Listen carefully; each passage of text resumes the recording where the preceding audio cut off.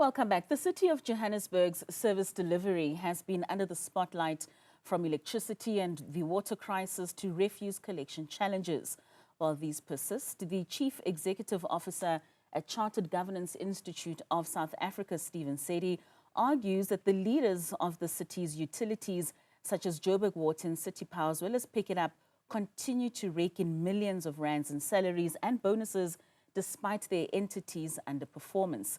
Sadie joins us now for more on this. Mr. Sadie, thank you so much for joining us this evening to talk about this. Now, you have penned an article, Robbing a City Blind, and you've made mention of the CEOs of Johannesburg Utilities and this budget cost of 40 million rands for this financial year in terms of their salaries. And you've gone as far as comparing how much they earn with the salaries such as that of President Cyril Ramaphosa for the 2025-26 financial year of over 4.3 million, and even gone as far as making a comparison to some international standards for like the president or the prime minister rather of UK with regards to that salary scale. And you've also then come in with a CEO such as that of City Power, whose salary is also sitting at 4.8 million rands. Is this unheard of, especially for such a comparison between CEOs of entities to how much presidents are being paid? Katlego, good evening. Sorry, just a correction. The article is penned by Shirley de Villiers of Currency News. All right, it's just an article that we found interesting and we distributed to our members. Thanks for that. So I'm not the author of it, but I certainly understand some of the sentiments that are expressed in the article. Yes. So look, they do earn fairly good salaries, and possibly one could even get past that hurdle, but I think where it becomes a little bit suspect is when a lot of these entities were giving themselves performance bonuses. And obviously, you would only generally get a performance bonus if the entity is performing well, both financially and in terms of its intended objectives, which is to deliver electricity, water, roads, and so on. And certainly, I mean, I think most Johannesburg residents would agree that there's been a big lack in service delivery. So, you may want to argue that the salaries are a bit on the high side, but certainly, there's no need for a performance bonus when they haven't performed. It's true to say they are earning much more than the president. They're earning, even more than the UK Prime Minister. So these are fairly decent salaries, not excessive in terms of the private sector. But they're fairly decent salaries. Some of them are small entities, like the Johannesburg Market and so on, City Parks and Zoo. But certainly City Power, Pikitup and so on, those would be fairly decent salaries, and you would expect a certain level of performance. Of course, I mean, speaking of that performance, and we're seeing already set in terms of performance bonuses that already are in place and are budgeted for, regardless of whether the work is to that standard. Do you think that we have existing laws and sufficient policies that effectively hold officials accountable for performance and wrongdoing? Well, the laws are there, and generally South Africa is a good it's got a good rack of various laws. I mean, our constitution and so on, they're world-class laws. But I mean, it all boils down to the implementation. And if a particular board, let's say Joburg Water, is not critical of the CEO and believes in giving a bonus and so on, then it's a lot to do with the people who occupy those positions. And I will always argue, coming from a governance institute, that the kind of people that you have on the board is the first and most important decision that any company or any organization would make. And if you don't have the right level of people with the right skills and not afraid to ask questions and so on, you're going to find these things where people are given, bonuses and so on, when clearly there hasn't been performance. In the private sector, generally, if a CEO hasn't performed this, you can remove a CEO, you can cut their bonus and so on. But in the public sector, they're fairly given. People earn set salaries. There's very little people are removed. There's the odd example every now and then. I see Minister Creasy has removed the CEO of the Road Accident Fund, but these are few and far between. And I really think that it's not a problem with the laws, and we've always said that it's more the way that these boards operate. I'm a member of the King Committee, and the very first principle of the King 4 report is that leaders should be ethical. If we're not able to get ethical leaders and competent leaders who are able to make sure that they deliver on their social contract. I mean, Joburg Water has to deliver water, City Power has to deliver electricity. If they're not doing that, you've got to ask, what is the board doing? How is the board holding management accountable? Who's being fired? And certainly, I spent 10 years in the public sector. Very few people ever got fired. And so these things are important if you want them to perform. We can go through the various ones, City Power, Joburg Water, Joburg Roads. All of them seem to be in quite a big state of disrepair. And why is that so, Stephen, in terms of that comparison between the private and the public sector when it comes to consequences? Why is it different in terms of how it's applied, and how can we ensure that it's consistently applied in terms of that underperformance in identifying corruption and that lack of accountability, particularly in the public sector? Well, they're shareholders in the private sector, and if they believe a particular board is not doing well or a particular CEO is not doing well, they will take action. They will remove board members. If a company doesn't make a profit, there could be consequences. In the public sector, there are very few of those kind of consequences. The shareholder is the government, and generally they don't fire people for not performing.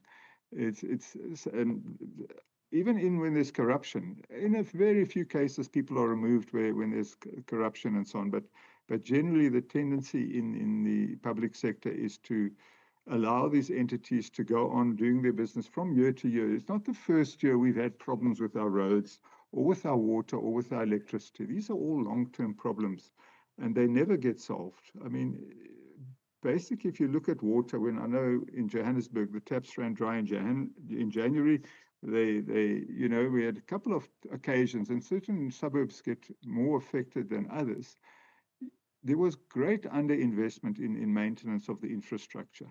There was very little work done on making sure that the last 5 years that we were able to supply the water, that taps were maintained, that pipes, leaks are fixed, and so on. There was very little of that. And suddenly when we have a heat wave and the population of Gauteng has increased dramatically because people will come here looking for employment, then suddenly you have a problem. And if you haven't taken action on that problem 5 years prior, excuse me, you're not going to be able to do much when a heat wave happens. It's just not going to happen. You can add to that this sort of water mafia, and then it becomes, we move on to the level of corruption. Why do we have this water mafia trying to get involved with water when we really, people need water? It's a basic element of existence. If you can't have water, you can't survive. You can survive without electricity, but you cannot survive without water. And so, why would we be having certain things with water mafia and involved in water tankers and so on? And it's not just in Johannesburg. These are countrywide problems. Certainly. And I think it also would then speak to the quality of those that are sitting at the helm of many of these positions. I mean, if you look at last year, Silo Makubele, who was appointed the acting CEO of the Joburg market, he was reportedly facing 4 charges of fraud related to municipal lighting in Rustenburg. This surely does say a lot with regards to how we then vet some of those that come into these positions. Yeah, I mean, most boards would have a nominations committee. You would look very carefully onto the people that you're going to nominate, particularly for the CEO. If a person, it's quite easy on Google, you Google anyone's name, you will come up with all the allegations. If you don't do that kind of basic due diligence, you're going to have problems. So what it would suggest is either people were unaware or they were aware and said, let's turn a blind eye to it. So look, I mean, we've had the Zondo Commission. For 4 years it met, it cost R1 billion. It was well exposed as to the way and the patterns and the kind of people that are involved in corruption. These are not new things. And obviously it's, there's only a time to look at major institutions, but it's kind of, the corruption is operating at national, provincial, and municipal level. If you don't do your due diligence and look at who you're appointing, what do you expect to happen down the line? If a person has been flagged in Rustenburg and it comes to Johannesburg, are we expecting him to change? Does a leopard change its spots? It doesn't. So these are critical issues. The King 4 report is very clear on how companies should be governed. If you're going to make that level of mistake, if you're going to employ family and friends, if you're going to give tenders to colleagues and friends and so on, this is where we're going to have a lot of problems. And who's going to suffer is going to be the residents of Johannesburg. And in particular, the poorer areas. I'm talking informal settlements, the townships and so on. They will suffer more than people in the well-to-do suburbs, because people in the well-to-do suburbs can afford to put other plans in place. They can have their own water tanks, they can have their own solar, they can have their own security, particularly in the townships and so on, where people depend on government, they depend on the municipality to provide these services. And it doesn't happen. And that's a thing that I take particular exception to. It's always the poor who are going to suffer more around these issues. And where do we start with regards to then finding some of these solutions? I mean, because this article does make mention of a possible solution in moving these entities into government departments, but that obviously would then have an impact in terms of that salary scale, moving a lot of those 4.8 million rand salaries to what would be an average of a department head to be about half of to around 2 million. Does that even begin to solve our problem, even when it comes to CEOs that are not performing, whose departments are not adequately performing, but still would be sitting with those salaries? Look, I don't think that's necessarily a solution. You just move the problem from one area to another area, because you're still going to get corruption inside those departments.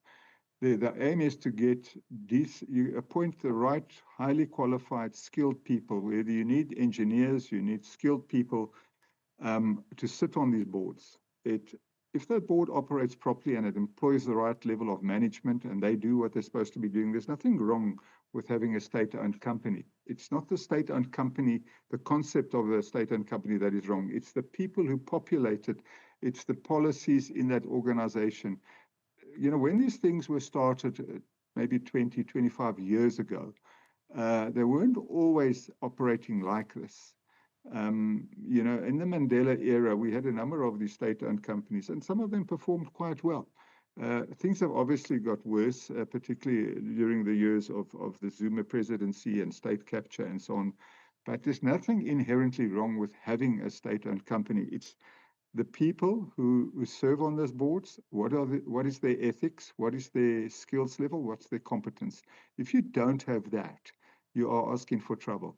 And that's where I think the residents of Johannesburg need to really apply pressure. We all, there's people different political parties that sit on the municipal council.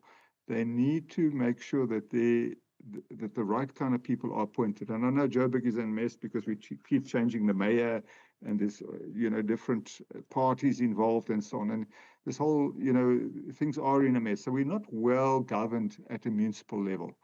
And then that does become a problem then, because if the governing issues are not sorted out, it filters down into. I did a lot of training for some of the state-owned companies about 10 years ago, particularly their company secretaries in the Johannesburg city. If things deteriorate with the wrong kind of people, we're always going to have these problems. There's got to be a consequence. The only body that's doing a lot of consequence management is the SIU. They are reclaiming and clawing back assets, and they've been quite successful. I mean, it's quite interesting, the NPA hasn't had that many successes, but the SIU has gone out and got a lot of money back. They seem to be having the right kind of people in the SIU. So these things can be tackled, but of course it's time consuming. You need a presidential proclamation. Normally the problem is quite bad by the time you get that presidential proclamation. So I think, Kadlefa, it's a bit of a mess, but, we've got to look forward. We've got to move into a forward-looking era where we've got to rebuild these institutions, particularly because we all have to pay our taxes and our water and lights every month, and it keeps going up. I think the residents of Johannesburg deserve better. They most certainly do. It all starts with good governance. Sadie, Mr. Sadie, thank you so much for joining us this evening.